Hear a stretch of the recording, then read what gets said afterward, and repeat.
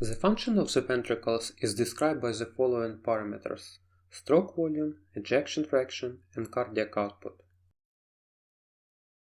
This is the left atrium and left ventricle. During the diastole, blood from the left atrium passes through the mitral valve into left ventricle. So volume of blood which is stored in the left ventricle in the end of diastole, called end-diastolic volume.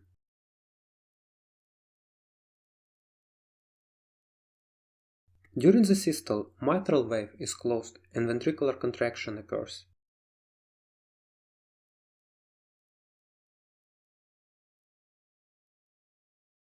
Therefore, some amount of blood is ejected through the aortic valve into aorta. This volume of blood called stroke volume. But some volume of blood remains in the left ventricle in the end of systole. This volume called end-systolic volume.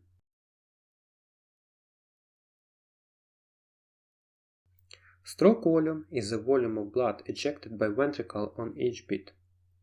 So stroke volume is the difference between the end-diastolic volume and end-systolic volume.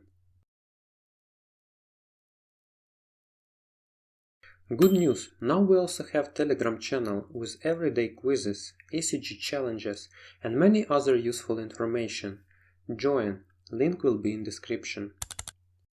The next point that describes the ventricle function is ejection fraction. Ejection fraction describes the effectiveness of ventricles in ejecting blood. Ejection fraction is that part of end-diastolic volume that is ejected in one stroke volume. According to this, by the proportion, if the end-diastolic volume is 100%, so the stroke volume is ejection fraction. Therefore, ejection fraction is equal stroke volume divided to end-diastolic volume multiplied by 100%. The ejection fraction is an indicator of contractility. The increasing of ejection fraction reflects the increasing of contractility, and the reducing of ejection fraction reflects the reducing of contractility. Ejection fraction is usually used for classification of heart failure.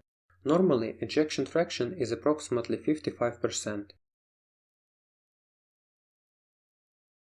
The third point that describes the ventricular function is cardiac output. Cardiac output is the total volume of blood ejected by ventricle per unit of time, whose cardiac output depends on the volume ejected on a single beat that we have already mentioned as a stroke volume, and the number of beats per minute or heart rate. If you like the content, press like and subscription buttons. Have a good day. Here we go.